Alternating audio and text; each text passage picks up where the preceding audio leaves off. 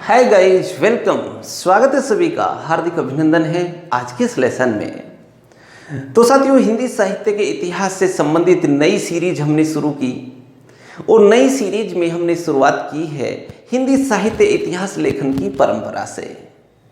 तो जब परंपरा की बात आती है तो सबसे पहले जिन इतिहासकारों का नाम आता है वहां से हमने शुरू किया है बिल्कुल जीरो से।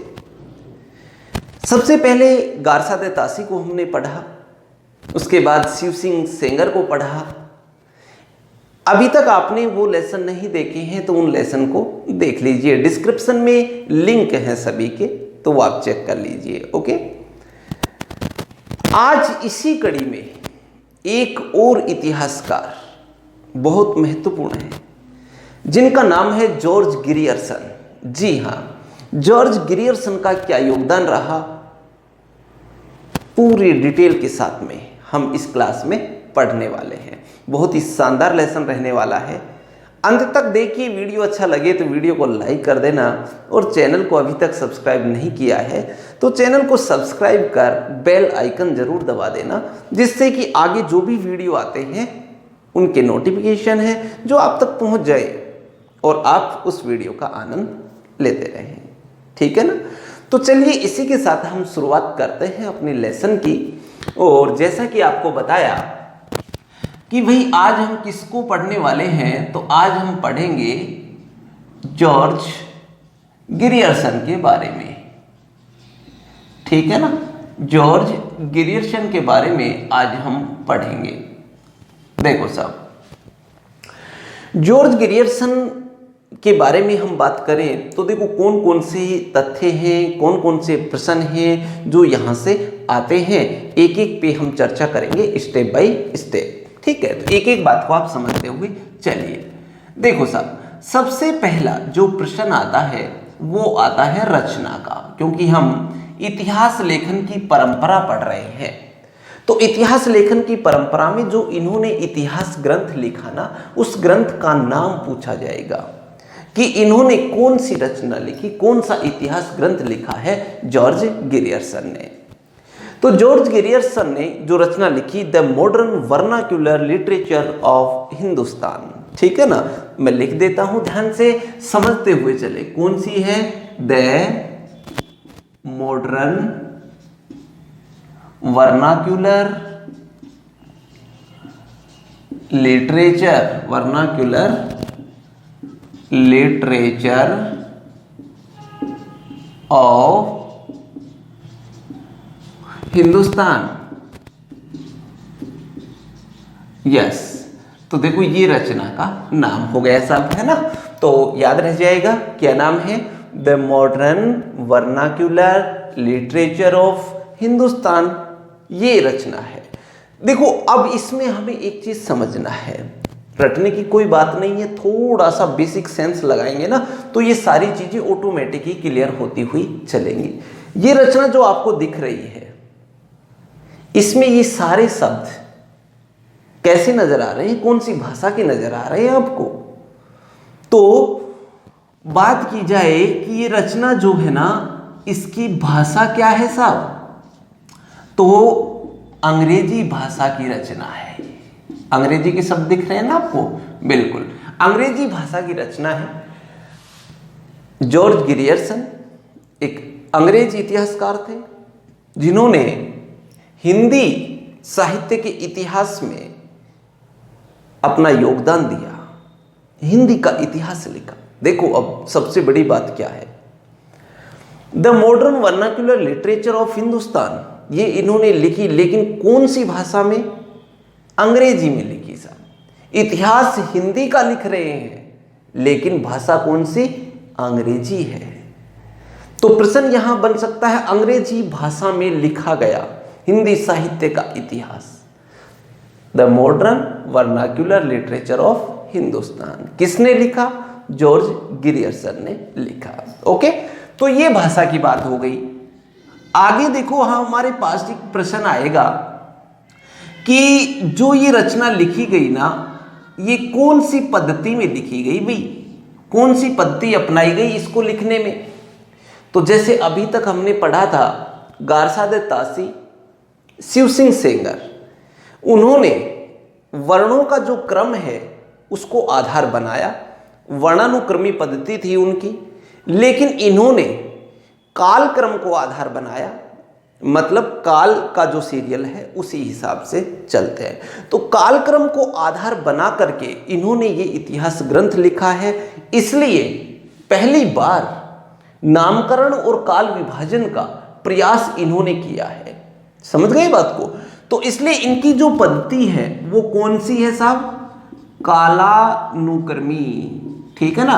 अब आपको यही चीज ध्यान रखनी है, काल अनुक्रमी पद्धति अपनाने वाले जो पहले विद्वान हैं ये गिरियर्सन, इससे पहले जो दो नाम हमने पढ़े थे उन्होंने वर्णानुक्रमी पद्धति अपनाई थी, और जबकि इन्होंने कालानुक्रमी पद्धति है वो अपनाई है।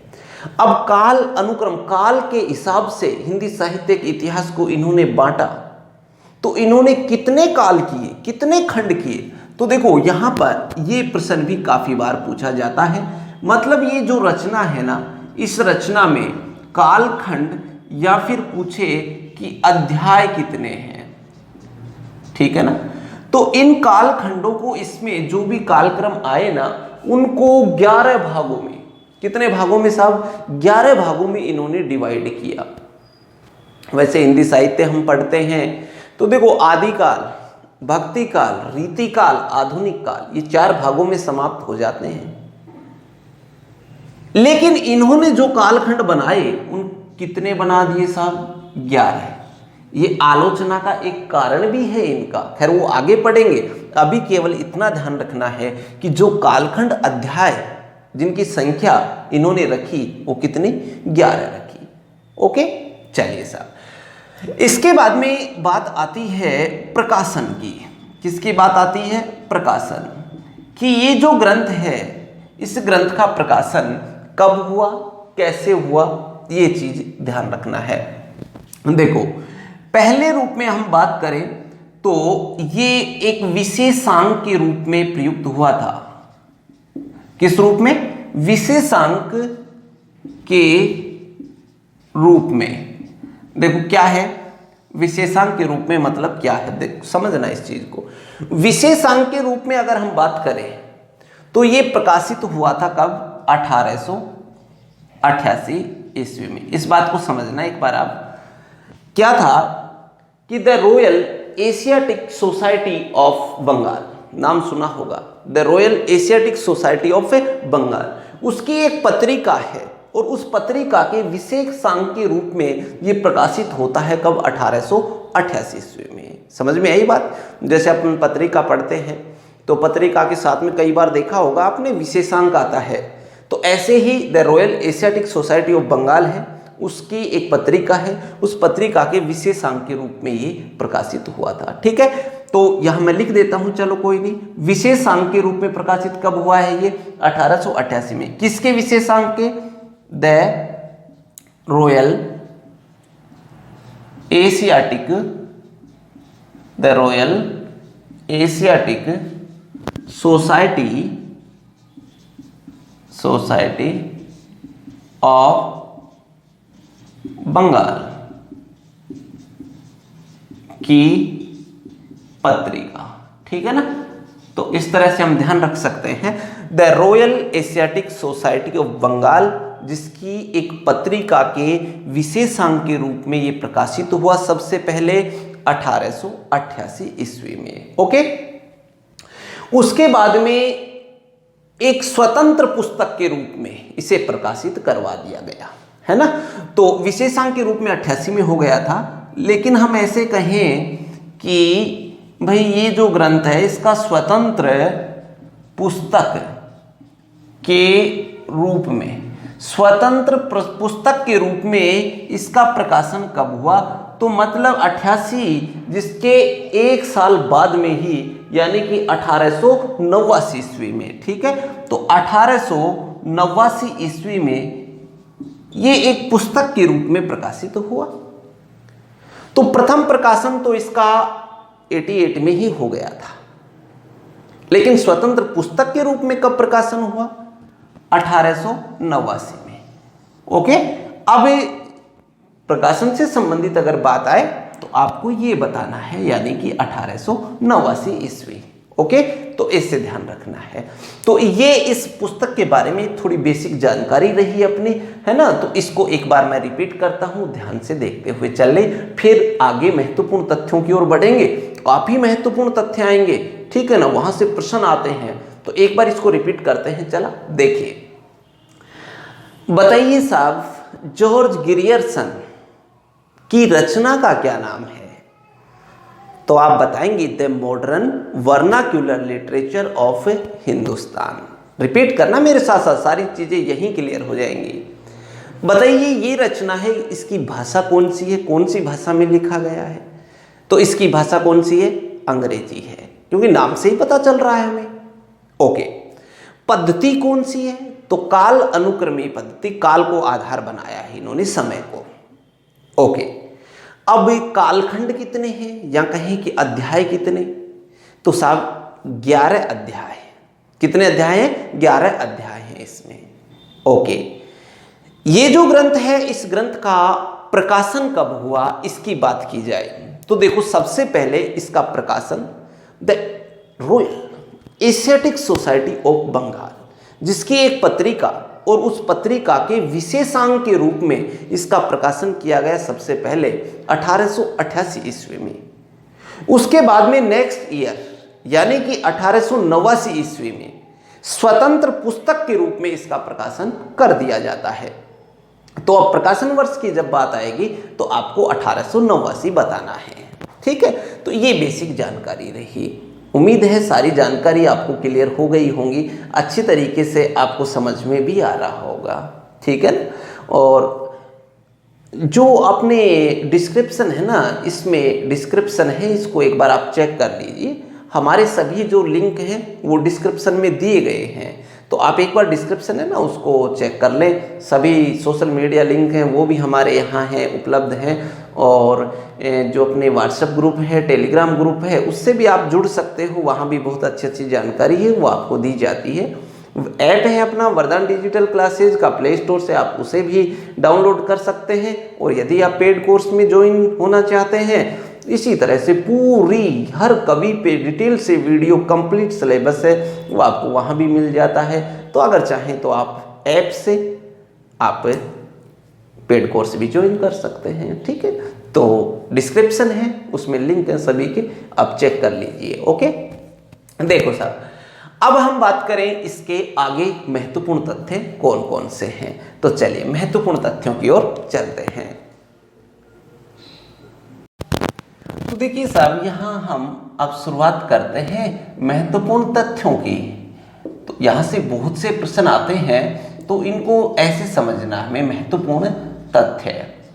देखो साहब, एक एक बिंदु है जो महत्वपूर्ण है, एक एक बिंदु से यहाँ प्रश्न आने वाले हैं। सब बातों पर मैं चर्चा करूंगा यहाँ, जिससे कि आपका कोई प्रश्न गलत न हो, है ना। देखो, रटने की नहीं समझने की बात है। सबसे पहले बिंदु की हम बात करें तो देखो, जब हिंदी साहित्य इतिहास लिखना शुरू किया गया तो प्रारंभिक 2 इतिहासकार जो रहे अपने, उन्होंने कौन सी पद्धति अपनाई? अभी अभी बात की थी हमने, वर्णानुक्रमी पद्धति अपनाई थी। वो उनका दोस्त था। सबसे पहले नामकरण और काल विभाजन का प्रयास करने वाले कौन थे? George Grierson. तो ध्यान रखना, हिंदी साहित्य इतिहास लेखन की परंपरा में सबसे पहले नामकरण और काल विभाजन का प्रयास करने वाले कौन हैं? जॉर्ज गिरियर्सन है। बहुत अच्छा प्रश्न यहां से बन सकता है, ठीक है ना। तो देखिए ध्यान दें, पहला बिंदु क्या है? नामकरण एवं काल विभाजन। नामकरण एवं काल विभाजन का प्रयास किया, ठीक है ना, सबसे पहले। और वो भी कैसे? सबसे पहले। तो ध्यान रखना, पहली बार सबसे पहले नामकरण और काल विभाजन का प्रयास किसने किया? तो वो किया किसने? जॉर्ज गिरियर्सन ने, है ना। तो यहां पर मैं ऐसे लिख सकता हूं, सर्वप्रथम, ठीक है ना, सर्वप्रथम प्रयास इन्होंने किया। तो इसलिए ये प्रश्न है जो बन जाता है, कोई दिक्कत नहीं होनी चाहिए आपको इसमें। अब बिल्कुल साहब आगे बढ़े दूसरे बिंदु पे। देखो, भाषा जरूर अंग्रेजी थी इस ग्रंथ की, लेकिन केवल हिंदी के, इसमें ध्यान रखना, केवल हिंदी के जो कवि हैं उनको साहित्य में इसमें स्थान दिया गया है। जॉर्ज ग्रियर्सन ने, बहुत अच्छी बात है। प्रारंभिक गारसादे तासी हैं तो उसमें उन्होंने तो बहुत ज़्यादा अन्य कवि उठा लिए थे, लेकिन हम बात करें किसकी, जॉर्ज ग्रियर्सन की, तो केवल किसके, हिंदी के जो कवि हैं उनको साहित्य में स्थान दिया। ध्यान देना, एक बार बात करते हैं हम। तो दूसरा बिंदु जो महत्वपूर्ण तथ्य क्या है, केवल हिंदी के कवियों को, केवल हिंदी के कवियों को साहित्य में स्थान दिया। ठीक है ना भाई, केवल हिंदी के कवि हैं उनको साहित्य में स्थान दिया। अब देखो भाई, बात आती है कि जब हिंदी के कवियों को स्थान दिया तो कुल कवि कितने, कुल कवियों की बात आ जाए कि भाई कुल कवि कितने हैं जिनको इन्होंने साहित्य में स्थान दिया, तो कुल कवियों की संख्या 952 मानी जाती है। कितनी मानी जाती है, 952। 952 कवियों को, जो हिंदी के कवि थे, उनको इन्होंने अपने साहित्य में स्थान दिया, जिसमें से एक चीज ध्यान रखना, 886 कवि, कितने, 886 जो कवि हैं, ये 886 कवि जिनका वर्णन है, वो पुस्तक इससे पहले शिव सिंह सेंगर की पढ़ी थी हमने। 886 कवि जो हैं वो भाई शिव सिंह सरोज, शिव सिंह सेंगर की जो रचना है ना, शिव सिंह सरोज में भी शामिल हैं। तो ऐसे याद रख सकते हैं 952 में से कितने कवि हैं जो शिव सिंह सरोज में शामिल हैं, यानी कि 886 जो कवि हैं इनका वर्णन है ना वो शिव सिंह सरोज में भी हुआ है। तो 886 कवि हैं वो तो वहीं से उठा रखे हैं लगभग, ये ध्यान रखें। लेकिन 66 कवि हैं वो कैसे हैं, नए हैं। ठीक है, 66 कवि नए हैं इसमें। तो इस तरह से कुल मिला के कितने हो गए भाई, 952। कितने हो गए, 952।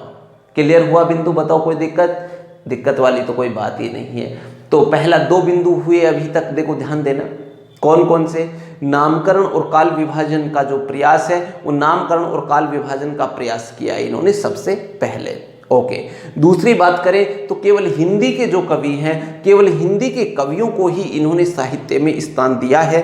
कुल कवियों की बात करें तो 952 है, जिसमें से 886 कवि हैं, उनका वर्णन तो हमें शिव सिंह सरोज में भी मिल जाता है। लेकिन यहाँ 66 यानी कि 66 ऐसे कवि हैं जो कि कैसे हैं, नए हैं। ओके, चलो साहब, अब देखो साहब, 2 बिंदु हमारे हो गए। नंबर 3, एक नाम आता है डॉक्टर किशोरीलाल गुप्त जी का। किसका नाम आता है, डॉक्टर किशोरीलाल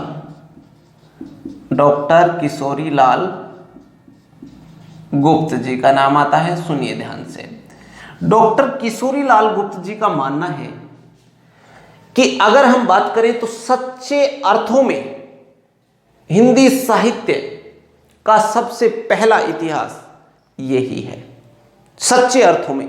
यह ध्यान रखना, प्रश्न बहुत अच्छा आता है। एक बार मैं लिख देता हूं फिर समझाता हूं। देखो, किशोरीलाल गुप्त क्या कहते हैं कि सच्चे अर्थों में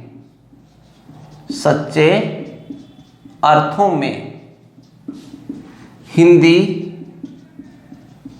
साहित्य का सर्वप्रथम इतिहास, यस, देखो साहब, सच्चे अर्थों में हिंदी साहित्य का सर्वप्रथम इतिहास है, ये मानने वाले कौन है, डॉक्टर किशोरीलाल गुप्त। जॉर्ज ग्रियर्सन का जो ग्रंथ है उनको मानते हैं। देखिए बात समझिए एक बार, अगर प्रश्न आता है हमारे सामने कि हिंदी साहित्य का पहला इतिहास ग्रंथ कौन सा है, तो वहां आपके माइंड में सबसे पहले इतिहासकार हैं गारसादे तासी। उनका इतिहास ग्रंथ इस्तवार दे ला लिटरेचर हिंदुस्तानी ये आना चाहिए। लेकिन यहां ये जोड़ दिया सच्चे अर्थों में, क्योंकि क्या हुआ कि जो गारसा दे तासी है ना, वो फ्रांसीसी भाषा में लिखा था वो ग्रंथ। ठीक है, फ्रांसीसी विद्वान थे, आप जानते हो। और उन्होंने वर्णानुक्रमी पद्धति अपनाई और हिंदी के अलावा अन्य कवियों को उन्होंने स्थान दे दिया था। तो वो हिंदी का तो कम, अन्य भाषा के कवि ज्यादा थे, तो हिंदी का इतिहास ग्रंथ कहां से बना? वो प्रयास जरूर था, लेकिन इसी वजह से सच्चे अर्थों में उसे नहीं कहा जा सकता। समझ रहे बात को? ओके। दूसरा जो हिंदी का इतिहास ग्रंथ रहा अपना शिव सिंह सरोज, उसमें भी कौन सी पद्धति अपनाई? वर्णानुक्रमी। और वर्णानुक्रमी पद्धति के कारण ही वो मात खा गए, है ना। तो सच्चे अर्थों में उसे भी इतिहास ग्रंथ नहीं माना गया साहब। अब इन्होंने, जॉर्ज गिरियर्सन आते हैं तीसरे नंबर पर। जॉर्ज गिरियर्सन ने काल अनुक्रमी पद्धति अपनाई, कालों का नामकरण किया, काल विभाजन किया। देखो, नामकरण काल विभाजन का सबसे पहले प्रयास किया।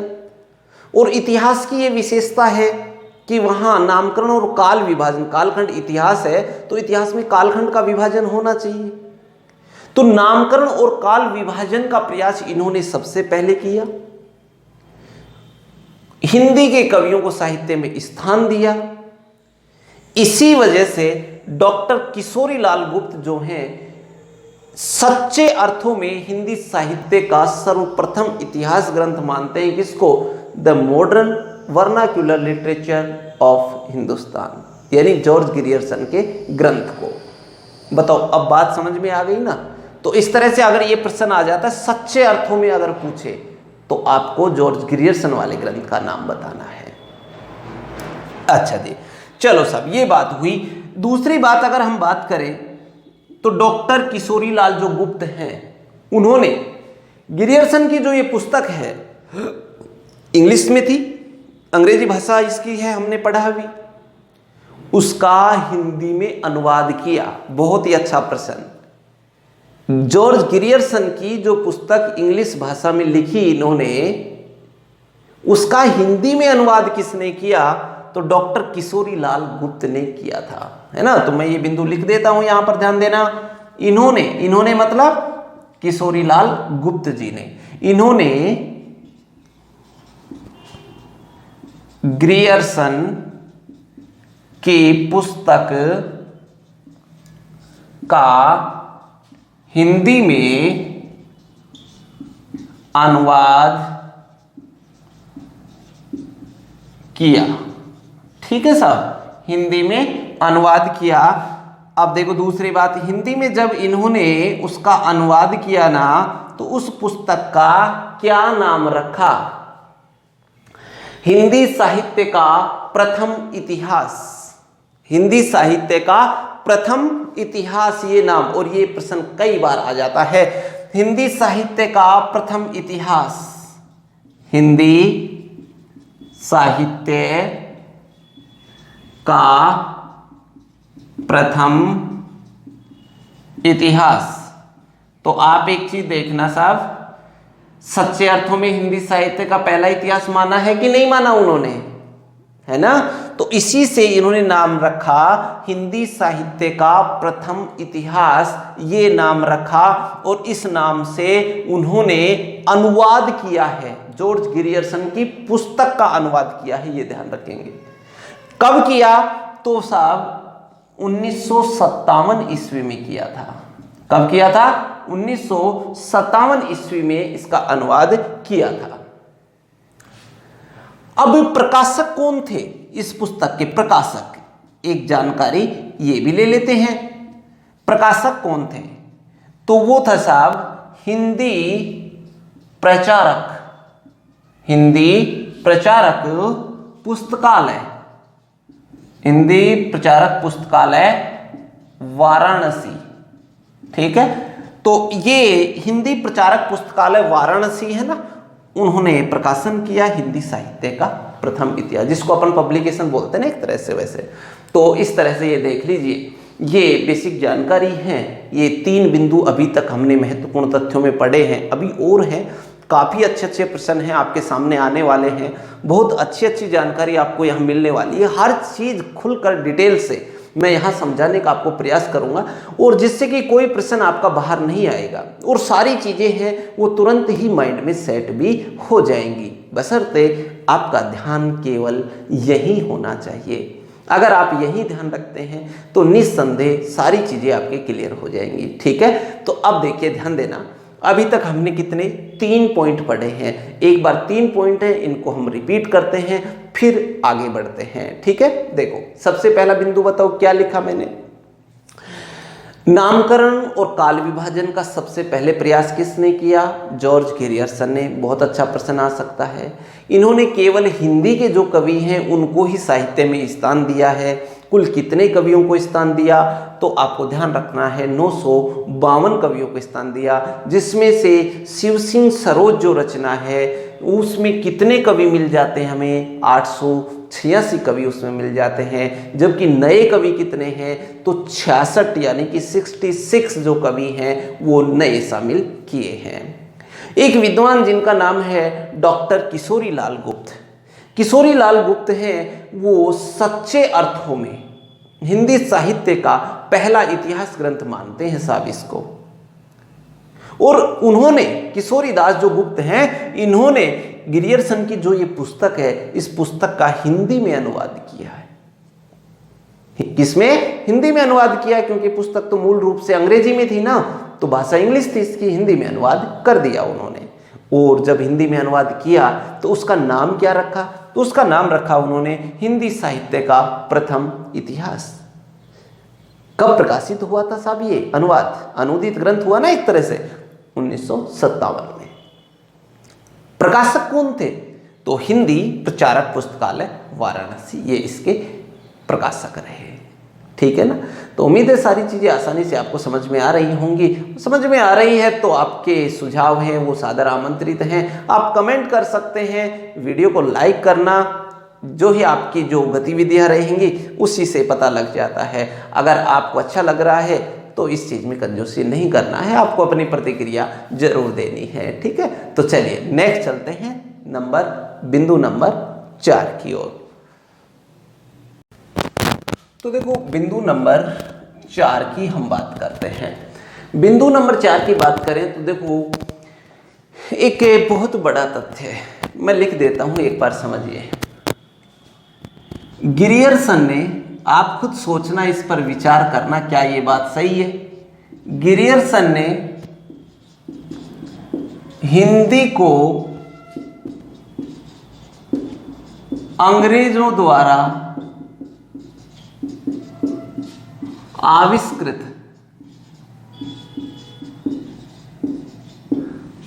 क्या समझे? ग्रियर्सन ने हिंदी को अंग्रेजों द्वारा आविष्कृत भाषा कहा है। देखो साहब, मतलब यहां ग्रियर्सन एक निष्पक्ष न होकर मतलब खुद का पक्ष ले गए, ऐसे कह सकते हैं। हम सोचते हैं कि ग्रियर्सन, आप खुद बताइए, हिंदी को अंग्रेजों, क्या हिंदी का आविष्कार किसने? अंग्रेजों ने किया था। अंग्रेज तो कब आए थे यहाँ? उससे पहले क्या यहाँ हिंदी नहीं थी? हैं? तो उन्होंने सारा का सारा मतलब क्रेडिट है वो अंग्रेजों को दे दिया कि हिंदी अंग्रेजों के द्वारा आविष्कृत है। तो यहाँ से एक प्रश्न बन जाता है, हमें तो केवल ये तथ्य ध्यान रखना है कि हिंदी को अंग्रेजों द्वारा आविष्कृत मानने वाले विद्वान कौन हैं। तो चूंकि जॉर्ज ग्रियर्सन खुद अंग्रेज थे तो उन्होंने अंग्रेजों को बता दिया साहब, जॉर्ज ग्रियर्सन ने माना है ना। तो यही तथ्य हमारा, देखो ग्रियर्सन ने हिंदी को अंग्रेजों द्वारा आविष्कृत भाषा कहा है। क्लियर? तो इस चीज को ध्यान रखना। चलिए साहब, एक बिंदु ये हो गया ग्रियर्सन ने। और देखो हम बात करें तो जब शुरुआती काल आता है ना अपना आदिकाल, तो कई बार ये प्रश्न भी आता है कि आदिकाल को चारण काल किसने कहा? तो आदिकाल को चारण काल कहने वाले भी कौन थे? जॉर्ज ग्रियर्सन थे। ठीक है ना। तो दूसरा बिंदु मैं यहां लिख रहा हूं नेक्स्ट, इन्होंने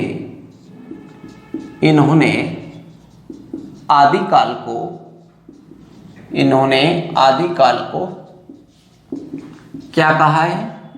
चारण काल कहा। देखो ये ध्यान रखना, बहुत ही इंपॉर्टेंट प्रश्न है, काफी बार पूछ लिया जाता है कि आदिकाल को चारण काल कहने वाले कौन है भाई? तो वो है जॉर्ज ग्रियर्सन। आदिकाल की बात आ गई। अब बात करते हैं भक्ति काल की।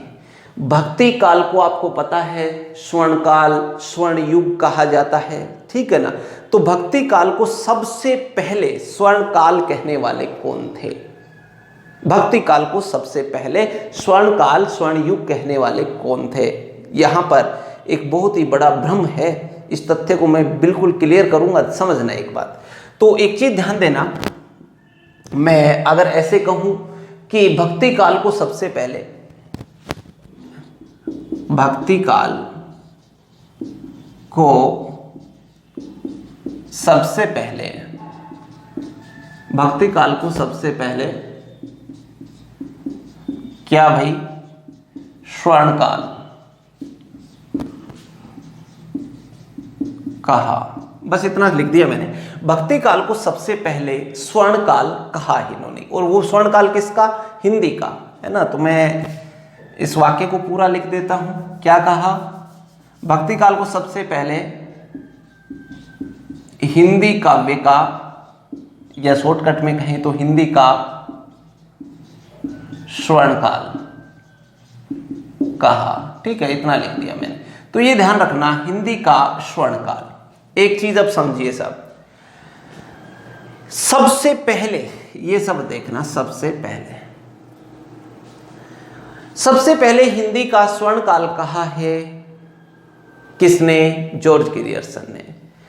अब यहां से परंपरा चल निकली और धीरे धीरे सभी विद्वानों ने, किसी ने स्वर्ण काल, किसी ने स्वर्ण युग, ये नाम देना शुरू कर दिया। अब धारणा ये बन गई, क्या बन गई धारणा? कि भक्ति काल जो है इसको स्वर्ण काल किसने? हिंदी का स्वर्ण काल। अब धारणा है, जो धारणा मैं आपको बता देता हूं, जो प्रचलित है धारणा, लोगों का मानना है कि भाई हिंदी का, भक्ति काल को हिंदी का जो स्वर्ण काल है और एक भक्ति काल है वो हिंदी का स्वर्ण युग है, ठीक है। अब जैसे आप नेट पे देखोगे या फिर किसी बुक में देखोगे तो आपको ये विचार अलग अलग मिल सकते हैं, तो वहां विद्यार्थी भ्रमित हो जाता है, क्योंकि ऐसे तथ्य हैं वो कई बार सामना करना पड़ा है ना। तो ये सवाल कई बार विद्यार्थी लेकर भी आते हैं। तो एक चीज समझना, हिंदी का स्वर्ण काल जो सबसे पहले कहा ना, ये वैसे कहा था किसने? ग्रियर्सन ने। लेकिन इनका भाव कुछ अलग नहीं था, इनका भाव वो काल युग एक ही बात थी, वो ही कहा था इन्होंने। जबकि हिंदी का स्वर्ण युग जो धारणा के अनुसार मैं आपको बताऊं तो उसमें श्याम सुंदर दास का नाम आता है। किसका आता है? श्याम सुंदर दास का। हालांकि बाबू गुलाब राय हैं, उन्होंने भी स्वर्ण युग ही कहा है। तो धीरे धीरे ये परंपरा चल निकली। लेकिन अब बड़ी समस्या क्या है? धारणा के अनुसार तो ये मान लेते हैं, लेकिन टीजीटी पीजीटी एग्जाम में कम से कम भी 5 से 6 बार ये प्रश्न पूछा जा चुका है। और वहां पर प्रश्न क्या पूछा गया है कि भक्ति काल को सबसे पहले हिंदी का स्वर्ण युग किसने कहा? स्वर्ण युग किसने कहा? तो अब धारणा के अनुसार अगर हम चलें तो स्वर्ण युग तो श्याम सुंदर दास ने कहा है, ये आना चाहिए उत्तर। लेकिन श्याम सुंदर दास तो ऑप्शन में ही नहीं डाला, एक बार भी ऑप्शन में नहीं आया। तो ऐसी स्थिति में बताओ क्या करना चाहिए हमें? तो चाहे देखो यहां स्वर्ण काल और स्वर्ण युग, ये जो भ्रम फैला रखा है वो भ्रम तो देखो ये है साहब, समझ रहे हो बात को? स्टार लगा दिया मैंने यहां। तो चाहे स्वर्ण काल, हिंदी का स्वर्ण काल या फिर हिंदी का स्वर्ण युग कहा जाए। अब प्रश्न जो है वो प्रश्न युग से बताया मैंने 4-5 बार टीजीटी पीजीटी में आ चुका है। सबसे पहले हिंदी का स्वर्ण युग किसने कहा? और वहां जब ऑप्शन आते हैं तो ऑप्शन में शिव सिंह सेंगर का नाम आता है और ग्रियर्सन का नाम आता है, मिश्र बंधुओं का नाम आता है, आचार्य शुक्ल का नाम आता है, इनका नाम आता है। वहां श्याम सुंदर दास का तो नाम ही देखने को नहीं मिलता। तो ऐसी स्थिति में विद्यार्थी जब रट के जाए कि भाई हिंदी का स्वर्ण युग तो श्याम सुंदर दास ने कहा है, ये तो ऑप्शन में नहीं है, तो क्या करें? गड़बड़ हो गई मामला। नहीं, वहां सही उत्तर जॉर्ज गिरियर्सन ही माना जाएगा, चाहे उन्होंने स्वर्ण काल कहा हो, लेकिन स्वर्ण युग भी उनका ही है। उनका तात्पर्य काल से युग से अलग नहीं था, सेम तात्पर्य था। वो उसने विद्वानों ने फिर धीरे धीरे, काफी विद्वान आए जिन्होंने फिर इनको स्वर्ण काल स्वर्ण युग कहने लगा, लेकिन सबसे पहले ये किसने कह दिया था? सबसे पहले जॉर्ज गिरियर्सन ने ही कह दिया था। ये चीज ध्यान रखने की है। तो उम्मीद है ये पूरा तथ्य जो गड़बड़ होती है इसको आप समझ गए होंगे। समझ गए ना? तो जॉर्ज गिरियर्सन करना है अपने को उत्तर में, ये ध्यान रखना। ओके, नंबर 7 बिंदु पे आ जाओ साहब। नंबर 7 पे देखो, अब 7 नंबर पे हम बात करें कि हिंदी विकास में जॉर्ज गिरियर्सन ने क्या क्या योगदान दिया है ना? तो थोड़ा सा विकास में थोड़ा ज्यादा रहेंगे, 3-4 बिंदु रहेंगे, तो यहां थोड़ा नहीं आएगा, इसलिए चलिए आगे चलते हैं अपन। देखो 7वें बिंदु की हम बात कर रहे थे, हिंदी विकास में ग्रियर्सन का योगदान। देखो साहब, क्या योगदान रहा इन्होंने, मतलब कौन कौन सी पुस्तकों की बात की जाए तो यहां से प्रश्न आते हैं कौन कौन सा। तो पहला योगदान तो जो हमने पढ़ा, अभी अभी पढ़ा है, इतिहास ग्रंथ जिसका नाम है the modern vernacular literature of Hindustan. ये पहला योगदान है। कब प्रकाशित हुआ था? पुस्तक के रूप में 1889 में, सब जानते हैं, है ना? तो पहला योगदान तो देखो वो ही है, the modern vernacular literature, the modern vernacular literature of Hindustan. ठीक है, ये कब की है? 1889 ईस्वी की, है ना? तो 1889 में तो ये एक इतिहास ग्रंथ रहा, ये योगदान रहा। उसके बाद में लिंग्विस्टिक सर्वे ऑफ इंडिया, ये भी इंग्लिश में है। लिंग्विस्टिक, क्योंकि अंग्रेज थे तो इन्होंने ये लिखा है, क्या साहब? Linguistic survey of India.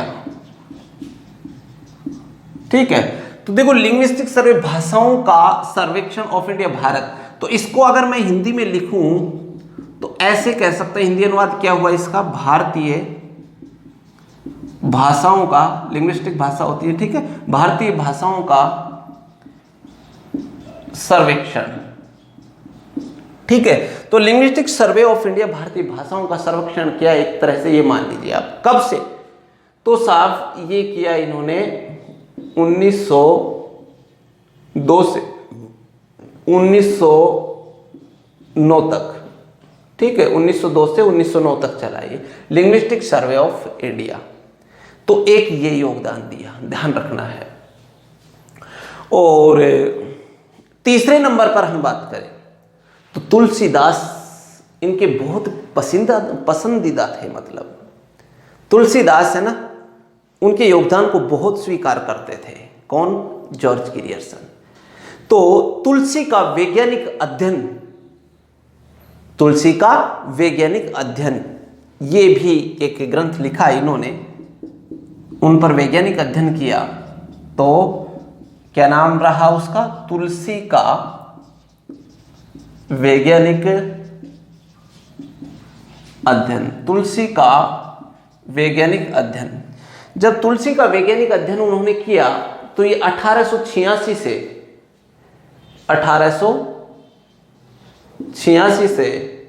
1921 तक किया, है ना? और ऐसी बात नहीं है, अब इसके योगदान को हम ऐसे मान सकते हैं, तुलसीदास जी के इतने फैन थे जॉर्ज गिरियर्सन कि उन्होंने तुलसीदास जी पर 12 निबंध लिखे थे। कितने? 12 निबंध। तुलसीदास जी पर। किसने? ग्रियर्सन ने, है। तो तुलसीदास जी का वैज्ञानिक अध्ययन, और इसी बिंदु से मैं अगर कहूं तो ऐसे लिख सकते हैं, ध्यान रखना, प्रश्न आ सकता है ये, ग्रियर्सन ने तुलसीदास पर कितने निबंध लिखे, है ना, तो ऐसा प्रश्न आएगा। ग्रियर्सन ने तुलसीदास जी पर, है ना, कितने निबंध लिखे? 1 दर्जन, यानी कि कितने? 12 निबंध लिखे। बहुत ही अच्छा प्रश्न यहां से बन सकता है, एक बात। दूसरी बात, तुलसीदास जी को बुद्ध के बाद दूसरा बड़ा अवतार बताया। कई बार आ चुका है ये प्रश्न तो, कि तुलसीदास जी को बुद्ध के बाद दूसरा बड़ा अवतार किसने बताया है? तो दूसरा बड़ा अवतार किसने बताया है? जॉर्ज ग्रियर्सन ने ही बताया है। तो दूसरा बिंदु और ध्यान दें इसमें, ग्रियर्सन ने तुलसीदास को बुद्ध के बाद दूसरा बड़ा अवतार बताया। कि भाई बड़ा अवतार पहला है ना, वो पहले नंबर पे तो बुद्ध को माना है, और बुद्ध के बाद में दूसरा बड़ा अवतार है ना, वो किसका हुआ? तुलसीदास जी का हुआ। ऐसा मानना था किसका? जॉर्ज ग्रियर्सन का। तो इस तरह से ये हिंदी के विकास में ये योगदान है, इसको अपने को थोड़ा सा ध्यान रखना है। तो हिंदी विकास में ग्रियर्सन का क्या योगदान रहा है, एक बार रिपीट करो जरा। नंबर 1 पुस्तक जो इतिहास ग्रंथ है, the modern vernacular literature of Hindustan. दूसरा, लिंग्विस्टिक सर्वे ऑफ इंडिया। और तीसरा, तुलसी का वैज्ञानिक अध्ययन। ये ध्यान रखने की बातें हैं। उसके बाद में ग्रियर्सन ने तुलसीदास जी पर बताओ कितने निबंध लिखे? 12 निबंध लिखे हैं, 1 दर्जन। और ग्रियर्सन ने तुलसीदास जी को क्या कहा है? बुद्ध के बाद दूसरा बड़ा अवतार माना है इनको, ठीक है ना। तो ये थे सब महत्वपूर्ण तथ्य जो योगदान के रूप में इनके रहे, और यहीं से सारे प्रश्न जो भी आते हैं यहीं से पूछे जाते हैं। इसलिए सभी तथ्यों को ध्यान से पढ़ लेना, अच्छी तरह से रिपीट कर लेना, और उम्मीद है सारी चीज़ें हैं वो आपको समझ में तो अच्छी तरीके से ही आ गई होंगी, है ना। सारी चीज़ें मैंने क्लियर की हैं यहाँ पर। अब यहाँ हमें कुछ दोष और पढ़ लेने चाहिए कि भाई अब जॉर्ज ग्रियर्सन का इतना बड़ा योगदान रहा है, तो क्या इसमें कुछ दोष भी रहे, क्या कुछ कमी रही? क्योंकि आपको पता है गुण के साथ तो दोष तो चलते ही हैं। तो कौन कौन से दोष रहे, चलिए देखते हैं आगे। तो देखो, दोष की हम बात करें कि इस ग्रंथ में कौन कौन से दोष हैं। नंबर 1, सबसे बड़ा दोष इसमें जो माना जाता है वो है साहब वैज्ञानिकता का अभाव। वैज्ञानिकता का अभाव मतलब साइंटिफिक स्टडी नहीं हुई, विद्वानों का ऐसा मानना है। क्यों? क्योंकि जैसे अब वर्तमान में हम बात करें तो कालखंड हैं जो उनका वर्गीकरण है, तो वो नामकरण है, ये हम देख पाते हैं कि भाई आदिकाल हुआ, उसके बाद में फिर भक्ति काल, रीति काल, आधुनिक काल, इस तरह से एक क्रमबद्ध रूप से ये जुड़े हैं। लेकिन हमने पढ़ा था कि भाई कालखंड जो इन्होंने बनाए 11 कालखंडों में बांटा। कितने में? 11 कालखंडों में। तो उनमें वैज्ञानिकता का जो अभाव है ना वो पाया जाता है, ठीक है। तो इस तरह से पहला दोष कौन सा? वैज्ञानिकता का अभाव। ओके, दूसरी बात, जो अध्याय बनाए, कालखंड बनाए, तो इसमें संख्या है ना जो 11 कालखंडों में बांट दिया, तो इसलिए ये क्या हुआ, अध्यायों की संख्या है ना वो अधिक है भाई, अध्यायों की संख्या अधिक है। और इसी वजह से ये भी इसका एक दोष माना जाता है कि इतने अध्याय नहीं होने चाहिए थे। जब नामकरण कालखंड बांटे हैं तो जैसे अब वर्तमान में 4 प्रचलित हैं तो इतने ही काफ़ी होते हैं, जबकि इन्होंने कितने 11 मान दिए। अब 11 जब कालखंड बनाए तो विद्वानों का ये मानना है कि जो उनका नाम दिया ना वो नामकरण तो सही नहीं है, नामकरण की बजाय उनको हम शीर्षक कह सकते हैं, तो वो नामकरण है ना वो जायज नहीं है। तो ऐसे कह सकते हैं कि भाई तीसरा जो इसका दोष माना जाता है, नामकरण की बजाय शीर्षक कहना ज्यादा उपयुक्त। विद्वान मानते हैं कि ये 11 भागों में जो नामकरण किया है, जैसे कि मैंने अभी बताया आपको, जो वर्तमान में नामकरण प्रचलित हैं वो तो 4 ही तो प्रचलित हैं, आदिकाल, भक्तिकाल, रीतिकाल, आधुनिक काल। लेकिन क्या हुआ कि इन्होंने तो कितने 11 नामकरण कर दिए। तो 11 नामकरण करने का मतलब है कि वो नामकरण नहीं है, इतने ज्यादा नामकरण उचित नहीं है। उनको नामकरण की बजाय हम क्या कह सकते हैं, शीर्षक कह सकते हैं। शीर्षक कहना ज्यादा उचित रहेगा। ओके, तो एक ये दोष मान लिया जाता है। फिर देखो साहब, इन्होंने हर शताब्दी वाइज, जैसे 11 शीर्षक बांटे हैं ना, तो शताब्दी वाइज वैसे बांटते लाए। लेकिन इन्होंने सबसे बड़ी एक गलती और कर दी, क्या कि 14वीं शताब्दी जो थी ना, 14वीं शताब्दी के बारे में कुछ नहीं कहा। भाई सभी का नाम जब क्रम से हम नाम दे रहे हैं, इनको समझने की बात है कि जब हम क्रम से इनको पूरे कालखंड को नाम दे रहे हैं तो 14वीं शताब्दी के बारे में भी तो कुछ ना कुछ कहना चाहिए था ना, कुछ ना कुछ नाम देना चाहिए था। लेकिन ये चूक कहाँ हुई कि 14वीं शताब्दी के बारे में इन्होंने कुछ नहीं कहा। तो ये भी इसका एक क्या दोष, याद रखना इस दोष को, 14वीं शताब्दी के बारे में कुछ नहीं कहा है ना। और भाई रही बात आलोचना की, तो दोष की बात हो रही है, तो नंबर 5 पे मैं से कह सकता हूं शुक्ल जी हैं वो एक इसको बड़ा, देखो इससे पहले जो हमने पढ़ा था बड़ा व्रत संग्रह, देखो ये ध्यान रखना है ना। तो इससे पहले जो हमने पढ़े थे गारसादे तासी और शिव सिंह सेंगर, उनके जो ग्रंथ थे उनको वृत्त संग्रह कहकर पुकारा था, किसने, शुक्ल जी ने। लेकिन अब जॉर्ज गिरियर्सन के जो ग्रंथ है उनको बड़ा व्रत संग्रह कहा है। क्या कहा है, बड़ा व्रत संग्रह कहकर पुकारा है इस ग्रंथ को। तो इस तरह से ये भी एक दोष हुआ है ना। तो ये थी साहब जॉर्ज गिरियर्सन का योगदान। तो क्या क्या योगदान रहे और कौन कौन से इसमें दोष रहे, ये सारी बातें हमने समझने का प्रयास किया है। और बहुत ही अच्छा लेसन रहा आपका, और सारी चीज़ें हैं वो क्लियर भी हो गई। क्रमबद्ध तरीके से अध्ययन करना, इनको रिपीट करना, फिर आपको कोई दिक्कत नहीं आएगी। उम्मीद है पूरा लेसन अच्छे तरीके से आपको समझ में आया होगा। लेसन अच्छा लगा हो तो लाइक करना, चैनल को सब्सक्राइब करना बिल्कुल मत भूलना, और हमारा जो डिस्क्रिप्शन है उसको अवश्य चेक कर लीजिए, सभी लिंक हैं वो वहाँ पर मिल जाएंगे। मिलते हैं नेक्स्ट लेसन में। Thank you very much.